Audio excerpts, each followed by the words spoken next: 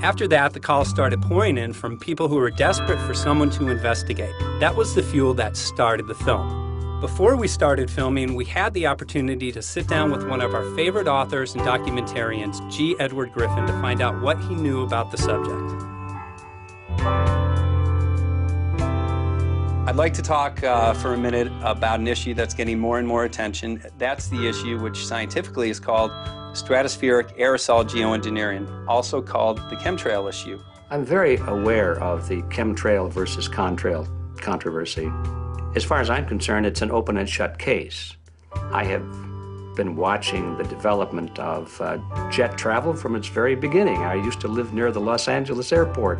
Remember when the first jets came in and landed? Man, they made a big noise. We never heard a noise like that before.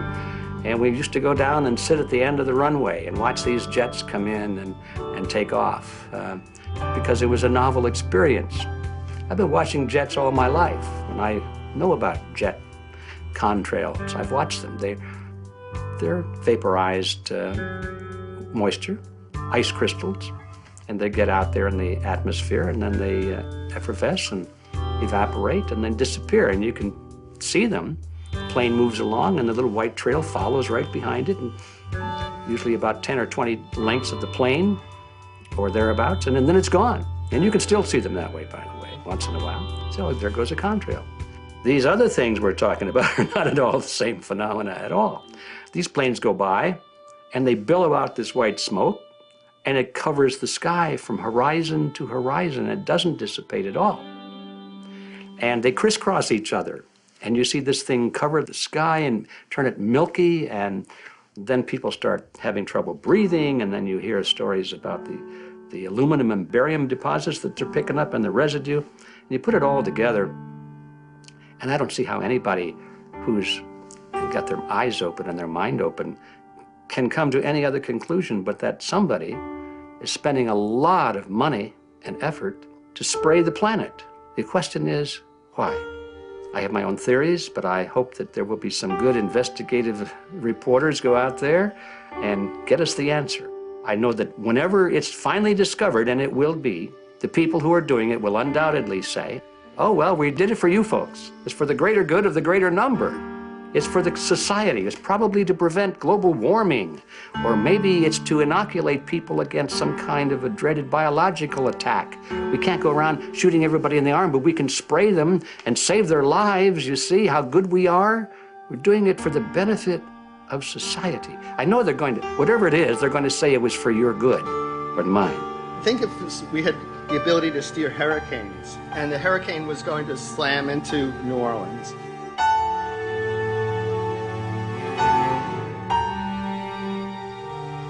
And let's say you could steer it so it would hit Mississippi instead, where for 100, that means I would be willing to more or less kill 18 Mississippians to save 1,800 New Orleanians. And if you do that knowingly, are you murdering those 100 people? And there's all kinds of equity issues there.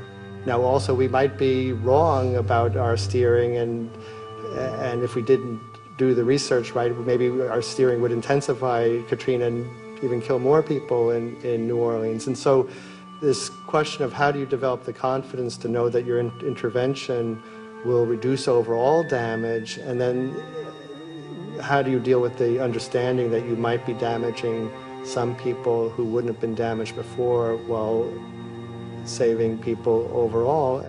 The spraying appears to be mostly in NATO countries.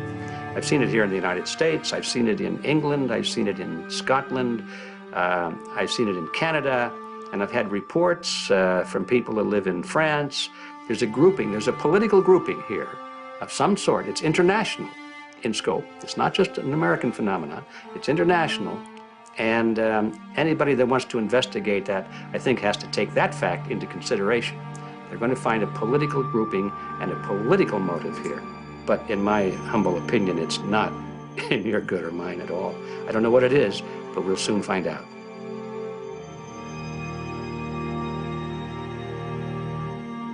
I'm sure that if you follow the old advice, which is follow the money, you'll come to the answer sooner or later.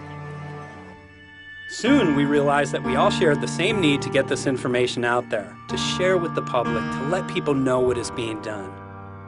Ed felt so passionately about the issue, he offered to help us. Well, the main thing now, since it looks like the budget is going to be met, is to get it done well. We don't come off the tree knowing any answers at all. Yeah, we're not scientists. We're just asking questions, exactly. And we've got to be very skeptical about the answers. That's it's totally accurate, totally honest. Why can't people see this? They're not hearing it. They don't know that the facts are not being presented to them. We're very lucky, you know that? Look at this opportunity that's being dumped on us. I know. Opportunity. This is It gonna. really is. This is gonna be a battle. I know that. It's a challenge and a battle, but I mean, why are we here if it's not for that? We're going to go to a short break with DJ Foxy. Can't go to get hold of Morrow, so it's going to be you for the moment. I'll call him again. So. sounds good. I saw the sky crisscross with chemtrails, and I can't remember if it was in LA or if I was on the road, but I had looked up one day and I thought, look at that. That's not the flight path, man. That was a grid, a regular grid over the city, and I couldn't believe my eyes. Milky white clouds. And, you know, it all seems very obvious. And now the evidence of what we have on the ground with the aluminum, the barium, strontium, and with what we see in the patents and what the geoengineers say are going to happen, I mean, for the everyday Joe, this is a slam dunk. This is a very delicate moment for the powers that be because they're taking a covered-up operation like the tropospheric aerosol program or chemtrails, Project Icarus, whatever. It's had many names over the years.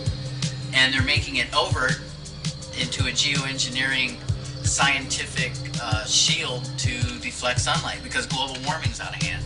So at this very moment, the belly of the beast is right above us with no armor. Whether people believe in chemtrails or not, the geoengineering should be scary enough. And when people learn about geoengineering, chemtrails will then become apparent because they're the same. So you're talking about global conspiracy here. Geoengineers propose doing this on a global level. Off to Redding, California. Guess this is the second step after the 8 AF meeting. We'll see what we find.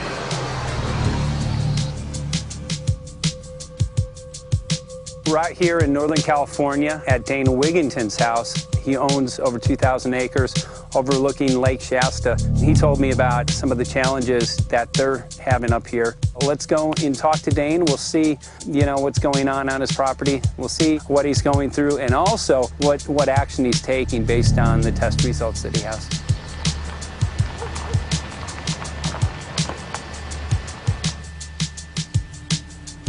As you know, I have a background in the energy fields. I worked in the first solar plants in the continental U.S. in the early 80s. My home was on the cover of the world's largest renewable energy magazine, so this is my background. My goal has been to alert the public there is a mountain of toxic material falling on us, period. Before about 5 years ago, our skies were typically blue, and now you see it's covered with lines and haze, and virtually nothing you see on the horizon, nothing you see in the sky above us is a natural cloud. I mean, it is virtually all the remnants of these aircraft lines that you see fanning out, spreading into clouds, artificial clouds, but the sky is a very dirty look to it. There's not the white cloud blue sky that we had only a few years ago, but it looks like there's some sort of massive industrial activity or forest fires burning over there, and we see that typically every night. You see even down to ground level, the clarity drops off significantly, and we don't see that except for the days when we have these long, lingering trails that spread and cover the whole sky, and on certain days you can see these trails actually dropping vertically like a veil. We assume the particulates are descending, and we have the test to prove that we are being inundated with levels of aluminum and particulates that are literally tens of thousands of times what would already be considered high. So we're not talking about exposure to a slight percentage higher of these toxic materials. We're talking about quantities, for example, off the side of Mount Shasta. If you can pan back That's a landmark in Northern California, considered to be a pristine water source. Aluminum or snow sample off the side of Mount Shasta tested 61,000 parts per billion. This is just ordinary snow water. And people are drinking this stuff when they're hiking on the mountain. And remember, government action is required at 1,000. This is 61 times over the government limit, and our hikers are drinking this poisonous water on Mount Shasta Mountain itself. Barium, 83. Strontium, 383. So this summer, the people climbing are drinking poison. Basically. I certainly wouldn't want to drink 61,000 micrograms per liter of aluminum. And again, we've already seen in 5 years soil pHs in this area that have escalated 10 to 12 times, and we can prove that conclusively. Well, this is not speculation. We can prove conclusively that these metals have been in the rain. We have duplicate samples. Bachelor of Science in Forestry, International School of Forestry at Missoula. Master's in Zoology, specialized in aquatics. 35 years with the U.S. Forest Service as a wildlife biologist. And before that, several years with the USDA Soil Conservation Service as a soil conservationist. Also have run the botany programs, range and grazing programs. And I continue that today. Right now I do a lot of master gardener consultation work. When I started this garden back in about 2005 or so, the pH here was 5.5, 5.6.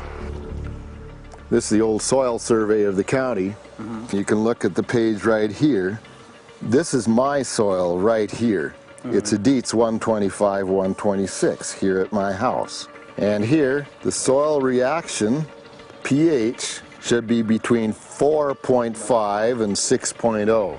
And over there in the pure mud, it's even a little darker. It's 6.8 right there. And what can this do to plant life and ecosystems? Well, you haul one of these things out and you start looking at the little things that are crawling around the soil. A lot of times they aren't there anymore. The little soil arthropods that you can barely see on a microscope, you can actually see movement with this. Little tiny macroscopic, look like little moving pieces of dust. Those start to go away. They're not gone entirely, but they start to go away. This is black oak acorns. You know, this is pieces of cedar wood. You know, come on, folks. This should be very acid, and I'm getting 10 times higher than expected. There's something really wrong here. But you can see all those reports, lots of them. You have over 20 reports here. Well, at least 20. I'd say it'd be closer to 30. All revealing dangerous amounts of aluminum and barium. You know, the science is there that something funny is happening. And the naysayers say, well, so what? Isn't neutral good? Well, no, neutral's not good. Neutral is not good. If your soil is supposed to be 5.6, it should stay 5.6 if you want the forest to be healthy. And if you want to grow a good garden, you have to keep your pH around 6.0, 6.5. I think that we just need to wake up and just look at what's happening, because we can't just ignore it, because it's going to get worse and worse if we just keep ignoring it and pushing it away like, oh, that's nothing. There was mason jars, and they were brand new, sterilized, and that's what we catch the rain in. And then there was a HEPA filter that we tested the air with. Okay, so you caught rain and then you basically filtered air. What did you find? Aluminum and barium. Here's another test that's revealing 375,000 parts per million aluminum, barium at 3,090, and strontium at 345. Yeah, that's from a lined pond. With EPDM fish-safe pond liner. There is no chemicals, manufacturing materials at all in that pond liner that's available to the aquatic life. It's designed for that purpose. The well that feeds this pond has been tested and retested. ND, no detectable aluminum, 0. The only other place this pond can receive water is rainfall. We are located on a filtered, forested hilltop, miles and miles and miles away from any industry, highway, and so forth. After several heavy spray days, there was a film that we received form on the surface of the water, and we tested that crust, and it was